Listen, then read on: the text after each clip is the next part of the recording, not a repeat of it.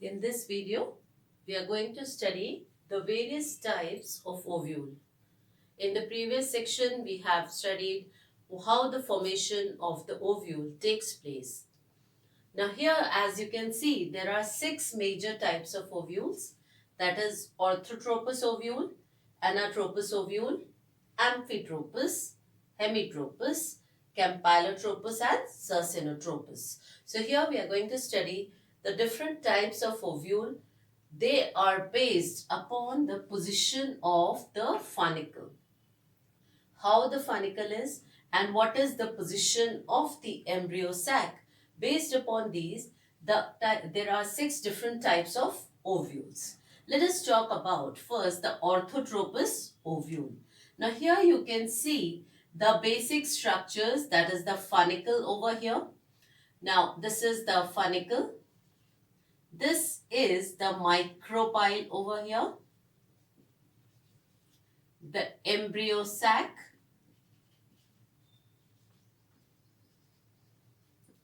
And these are the layers of the integuments.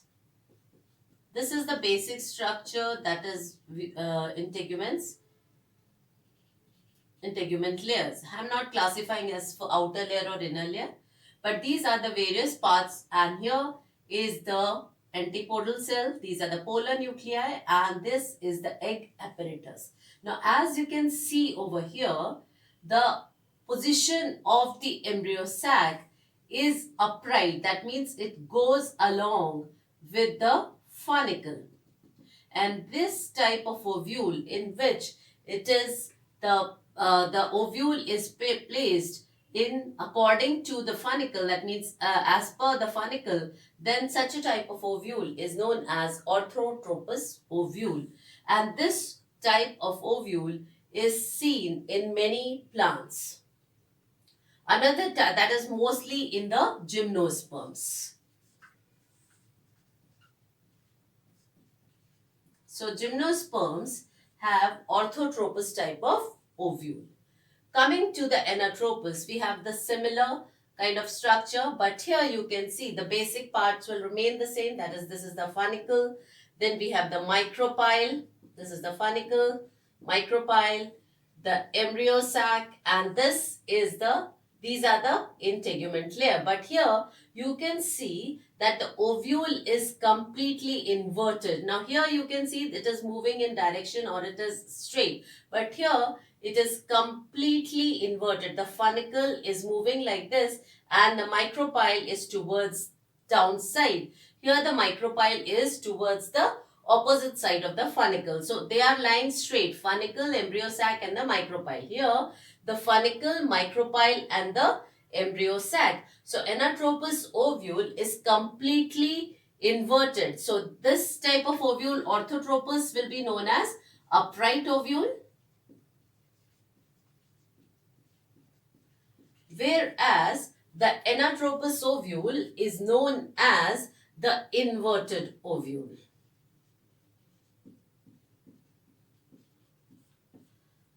Now, here this is the egg apparatus, and so the sequence will be funicle, micropyle and the egg apparatus.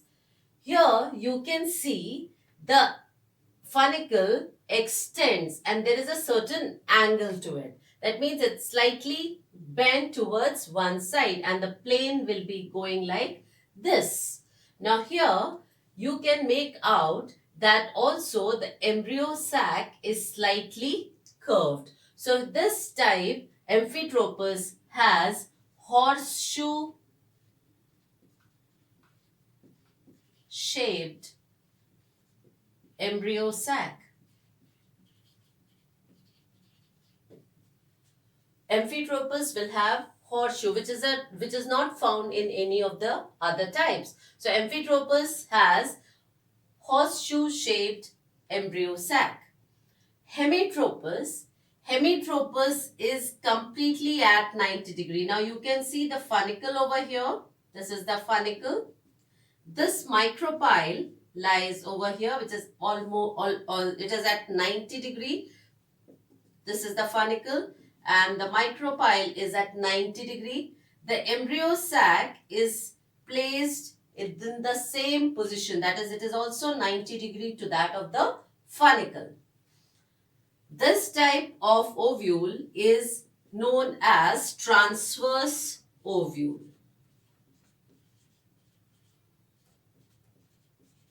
This is known as transverse ovule. Now, Amphitropous and Campylotropous both are similar, almost similar, because here also the funicle has extended and it will be bent. That means it will also have that same angle. But here the difference is the embryo sac is not horseshoe shaped in the case of Campylotropous. It is it is according to the, or it goes parallel along with the direction of the micropyle. So here the micropyle is like this and the embryo sac is straight, whereas in the case of Amphitropous you can see the curve is observed, that is, it is a horseshoe shaped embryo sac. So Amphitropous is similar to Campylotropous, but it has horseshoe shaped embryo sac. Cercinotropous is typical because the funicle over here, as you can see, it extends for a long time, and the ovule over here, the micropyle is this, and this is the funicle.